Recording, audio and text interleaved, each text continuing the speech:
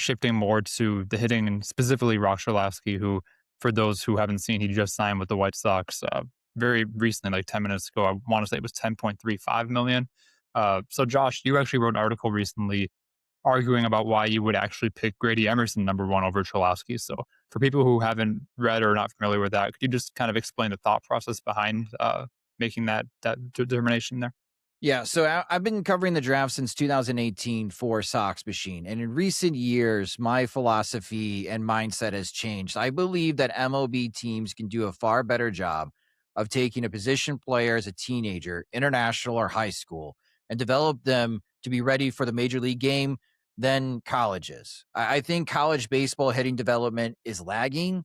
On the pitching side, I'm on the opposite. I think colleges do a lot better job of taking an 18-year-old and developing them into a pitcher that can be ready for Major League Baseball because all these top universities are investing serious money in the technology to build out these pitching labs. And they have an army of analysts, which are everyone's part of the university. So they're getting college credit and they're getting paid, but they got an entire math department behind them.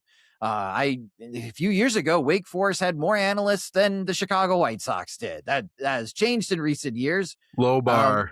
Low Low bar. bar. But that's just as far as my perspective going to the MLB draft. And Grady Emerson is, I believe, a 60 contact type of hitter. And he was just consistent as far as barreling up pitches. When I saw him in late February, I was impressed on how fluid his hands were. It doesn't matter where the pitch is located. He's able to move the barrel up and around the zone. Now, for those types of hitters, that's like your Luis Arises. They don't have much of an A swing.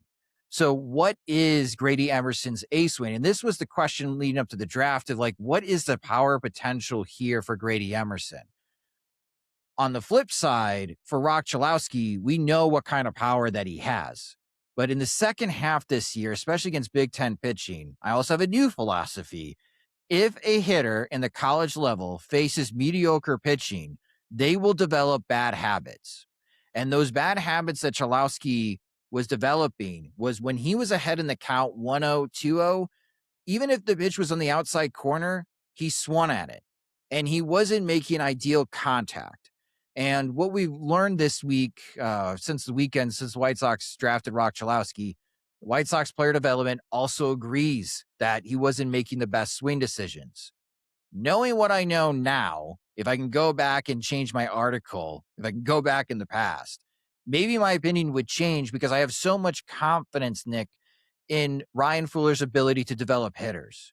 And if the White Sox can get Roch Cholowsky to focus more on the inner third, to be more pull oriented, to leave those pitches off the outside corner, man, they may have the potential to have another Miguel Vargas in their farm system. I don't know if Roch Cholowsky's ever going to bat better than 260, but I know Roch Cholowsky's got a ton of power. He is incredibly strong. And Nick, that was part of the frustration too, if I can vent for a moment. In the second half, watching Roch Cholowsky against the Big Ten pitching, because Big Ten pitchers, the vast majority of them are throwing 90, 91. And I was just wondering, like, where is the power from Cholowsky? And I just wish that he trusted his swing more and his swing decisions and let the game come to him. Because if you put in the tape in regionals against St. Mary's, there are plenty of pitches that ended up being middle on these weak sliders. But because his focus was so much on the outside corner and getting his barrel over the outside corner, he was missing these gimmies. If you get him to focus on the inner third like Vargas has been doing and Colson Montgomery has been doing, oh, he's going to mash those pitches. And then everyone's going to be like, well, I don't know what Josh Nelson was concerned about. And I'll be like, well, because he swings a whole lot different. Now he's got a true hitting infrastructure behind his back rather than one hitting coach at UCLA. So if the White Sox can make those adjustments, I think that they're going to be able to unlock the full potential as a hitter for Roch Cholowsky. He's not going to win a batting title, but he's going to hit more than 30 home runs. Yeah, that's definitely good analysis, and it's nice to be optimistic about the White Sox player development. That's something I'm still getting used to myself. That's a change of pace. Yes. Yeah, yeah. But yeah, it's kind of doubling down too on Rock versus Emerson.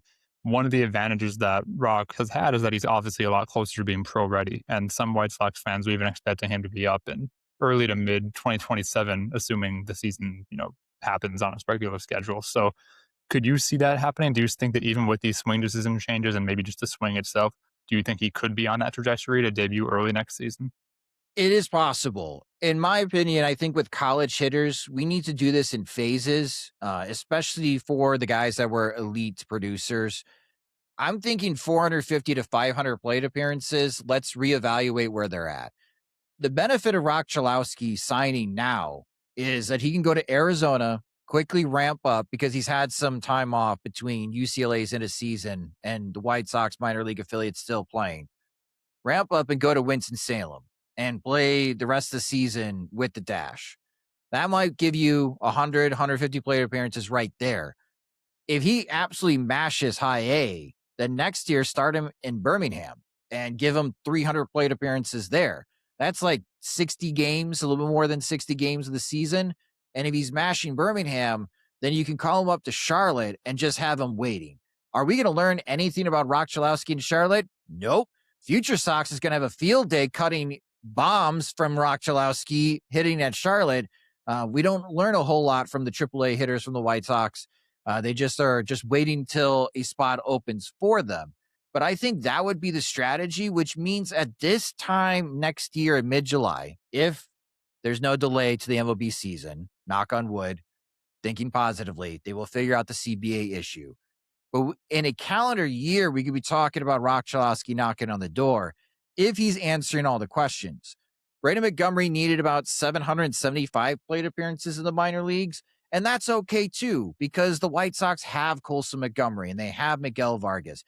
Roch Cholowsky does not need to be a savior anymore. He's just going to be a great addition to the White Sox and just make it even a deeper and more powerful lineup. So they have time with Roch.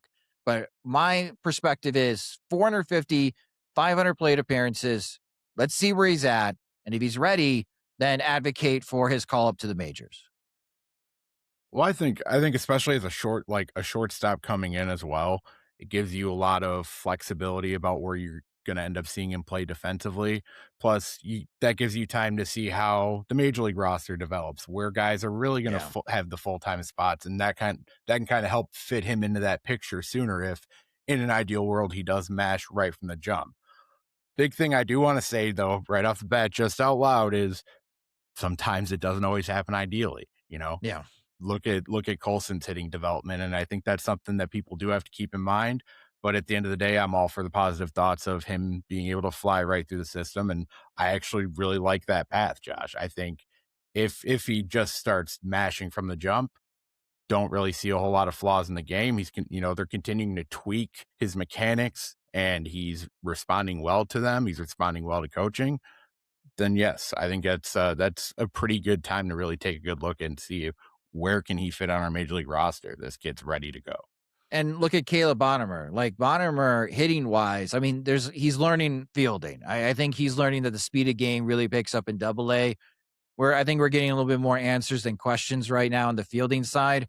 He's not a shortstop. So we know that the White Sox will have to move Bonham off that position eventually. Maybe Bonham is better suited at second base. But offensively, now look at what Caleb Bonham has been doing. After a couple of weeks of getting acclimated to the level, I can't believe how much power there is with Bonham. Guys, we could be talking about Caleb Bonham hitting 30 home runs in the minors.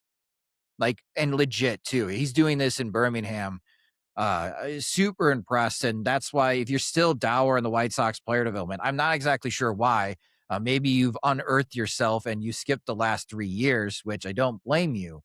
But just look at how the White Sox are hitting in the major league level. Watch how Bonham has developed this year and gained more strength. That's why after learning just how much Ryan Fuller was involved in those conversations and which direction the White Sox go with the number 1 pick, just gives me a lot more confidence that the White Sox already have a plan in place for Roch. He is an eager learner. That is something that UCLA coach John Savage told me multiple times. I interviewed Coach Savage 5 or 6 times this year, getting a chance to watch Cholowsky. He just wants to be the best player possible. And this isn't something like I'm going to run to dad and dad's going to tell me how to hit and not White Sox hitting instructors. That's not Cholowsky. So I'm eager to see what he can do. And the fact that he signed so soon, if you're in Winston-Salem, I think Roch Cholowsky is coming your way.